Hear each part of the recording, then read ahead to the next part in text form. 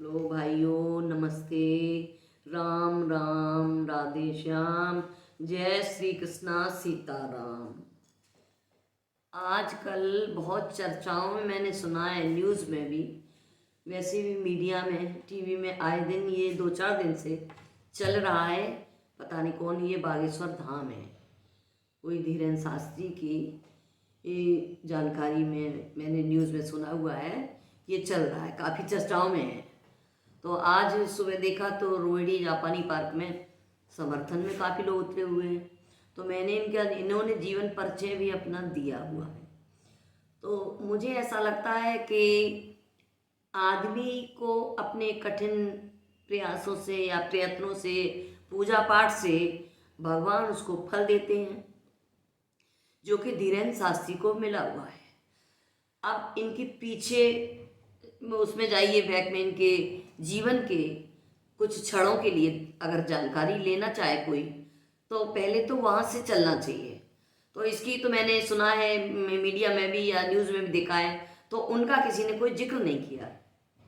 तो उनका भी तो पहले जिक्र करो, पहले अपनी शुरुआत से जिक्र करो, तब आगे के मोड़ पे आओ।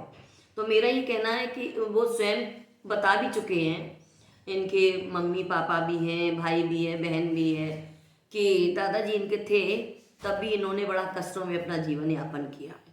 लेकिन दादाजी संपर्क नहीं रखते, वो अपने मंदिर पे पूजा पाठ करते थे। तो ये अपनी गरीबी के कारण कितने कष्टों में जिए बेचारे। कहते हैं कि मैं 5-5 रुपए के या 10 रुपए का बिस्कुट लाता था और सभी लोग खा लेते थे, पानी पी के रात गुजारते थे। मम्मी पापा भी हैं, बड़ी कष्टों में जिए। और कभी दादाजी के द्वारा किसी कथा सीख गए, तो किसी ने कभी कथा कराई तो 11 रुपए दे दिए, तो 11 रुपए में 2 रुपए की चीनी लाए, चाय लाए, अपने कष्टों में जीवन को अपने धीमे धीमे यापन किया, जैसे भी किया उन्होंने। कभी बारिश में उनका मकान देखा है कितना जर्जर था, कभी बेचारे भूखे प्यासे पलंग पे, बारिश भी आ रही है, पलंग के नीचे बैठे हुए हैं, कितना मकान की हालत जरा देखा। सभी लोग जाके देखो इस चीज़ को कि आदमी कठिनाइयों से होकर गुजरता हुआ जब अच्छे समय बिताने के लिए आता है, उस पर तो लोग उंगलियां उठाते हैं, लेकिन कष्टों को नहीं किसी ने देखा।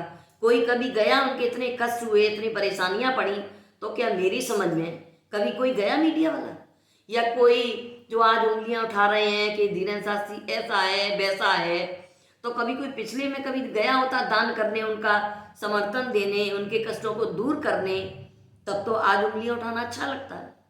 क्या कभी कोई गया? हमारी समझ में तो लगता है, मुझे मीडिया में या न्यूज़ में देखते हुए कोई नहीं गया। तो ये भगवान ने भी लिखा है कि कष्टों के बाद अच्छे दिन आते हैं। तो उनके दादाजी करते रहे, दादाजी के बाद उन्होंने अपने दादी के साथ रहते हुए देखा। क्यों, घर परिवार में एक ही व्यक्ति होता है, सब तो होते नहीं है, उंगलियां पांचों हैं, सब अलग अलग होती हैं। बच्चे हमारे 4 हैं या 5 हैं, 6 हैं, सभी अलग अलग नेचरों के होते हैं। कोई अच्छा पढ़ता है, कोई कम पढ़ता है, कोई पढ़ता ही नहीं है, कोई आवारा होता है, कोई बहुत अच्छी ऊंचाइयों पे पहुंचता है। परिवार में सब तरह के लोग होते हैं। उसी तरह धीरेन्द्र शास्त्री हैं, तो उनके पापा कुछ नहीं करते थे, तो वो स्वयं भी बताते हैं, सारे सब कुछ वार्ता उन्होंने किया हुआ है। तो वो अपने दादाजी के साथ लगे रहते थे, हमने जहाँ तक सुना है वो मैं बता रही हूँ। बाकी मुझे किसी से जीवन के उससे या धीरेन्द्र शास्त्री से मैं तो जानती भी नहीं हूँ कौन है धीरेन्द्र शास्त्री। मैंने ये न्यूज़ में सुना ही हुआ आजकल, तो वो मैंने सोचा कि उनके विचारों को कभी किसी ने नहीं जाना कि कष्टों में जिए। वो तो कोई बात कर ही नहीं रहा कि अब कष्टों में जिए, तब तो किसी ने नहीं जाना, और अच्छे में ऊंचाइयों पे उठ गए तो सबने जाना, सबको कष्ट होने लगा। तो भगवान ने जब उन्हें पूजा पाठ का फल दिया है, तो अब उसमें बुराइयां क्यों?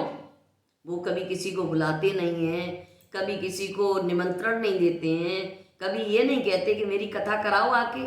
भाई उन्होंने कष्टों में जीवन जिया है, तो उन्होंने अपने यहाँ भगवान ने जब उन्हें समर्थ बना दिया, तो अन्नपूर्णा का भंडारा चलाने लगे। बहन की शादी कितने कष्टों में हुई, बेचारों ने, बहन भी है आजकल, कभी कोई उनसे पूछने गया कि बहन की शादी कितने कष्टों में हुई? कभी कोई दान पुण्य करने गया? इतने बड़े बड़े रईस, बहुत बड़े बड़े समर्थवान हैं, क्या किसी ने दान पुण्य किया उनकी बहन में?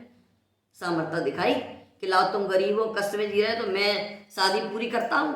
तो कोई मुसलमान दोस्त है, शायद उनका वही बताते हैं कि ये हमारे मुसलमान दोस्त हैं, इन्होंने हमारी बहन की शादी में बहुत बड़ा योगदान दिया।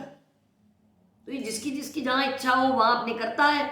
कष्टों भरा जीवन सुखमय जीवन होता है, तो सुख में देख के सभी कष्ट होने लगता है सभी को कि ये सुखी कैसे चल रहा है। तो अपने कठिन प्रयासों से वो आज इतनी निष्ठावान बने हुए, इतनी प्रतिष्ठा है उनकी, जो सभी लोगों के कष्टों को दूर करते हैं। वैसे भी नॉर्मल हमें परेशानियां होती हैं तो हम मंदिर पे जाते हैं, भगवान से अपनी विनती करते हैं और हमारे कष्ट दूर हो जाते हैं। तो हम सबसे कहते हैं भाई तुम भी वहाँ जाओ, शायद भगवान सुन ले। वो हिसाब उनके साथ हुआ। भाई सबको आराम मिलता है, परेशानियां होती हैं तो आदमी वहाँ जाता है, ठीक हो जाता है, तो उनकी गुणगान करता है। वो अकेले में हमारी समझ है, जहाँ तक मैंने देखा है, ये इसी में देखा हुआ है, मैंने यूट्यूब में देखती हूँ कि वो किसी को बुलाते नहीं है, निमंत्रण वो देते नहीं है। अपने जो उनकी जानकारी होती है वो किसी को नाम लेके बुलाते हैं। शायद हम ही लोग 4 परिवार या 50 लोग बैठे हों तो किसी एक व्यक्ति के पापा का नाम या माँ का नाम या दादी का नाम बता सकते हैं? नहीं बता सकते। ये तो उन के पास भगवान शक्ति सिद्धियां हैं जो उन्होंने अकेले में या जंगल में प्राप्त की हैं। तो होता है, ऐसा क्यों नहीं होता। दधीच वगैरह थे, ऋषि थे, परशुराम थे, और भी लोग थे, तो उन लोगों को भी सिद्धियां प्राप्त हुई। एकांतवास में उन्होंने साधना की या किया, पाठ किया, मंत्र किया, तो भगवान खुश हो जाते हैं, उन्हें अपनी सिद्धियां कुछ छोटी मोटी जो होती है वो अपनी दे देते, उनसे सिद्धियां प्राप्त हो गई, वो अपना काम करने लगते, जीवन यापन करने लगते। तो आज वो अच्छी प्रतिष्ठा पे पहुंच गए हैं तो सबको बुरा लग रहा है। ऐसा नहीं होना चाहिए। तो हमारा मतलब कहने का ये है, किसी को देखकर जलने से क्या होगा, कुछ नहीं होगा। जो उनके नसीब में था वो उनको मिला, जो हमारे नसीब में वो हमको मिला, तो देखकर क्या जलना। सबके अपनी अपनी नसीब की बात है, अपने अपने कर्मों का फल है जो सबको मिलता है। अब ऐसे तो आप कहें द्रौपदी ने जब चीर छिड़ा था तो उन्होंने कृष्ण जी को बुलाया था, कृष्ण जी ने उनका चीर बढ़ाया और सुनी प्रार्थना। तो ऐसा भी तो है, वो किसी को निमंत्रण नहीं देते, आपकी इच्छा है जाओ, आपकी इच्छा है मत जाओ। मेरा ये स्वयं का कथन है, मैं किसी के बारे में कुछ नहीं कहती। मुझे किसी आपकी इच्छा है जाओ, आपकी इच्छा है मत जाओ। मेरा ये स्वयं का कथन है, मैं किसी के बारे में कुछ नहीं कहती, मुझे किसी से मतलब नहीं। सब कर्मों का फल मिलता है, चाहे वो हम हो या आप हो या कोई धीरेन्द्र शास्त्री हो।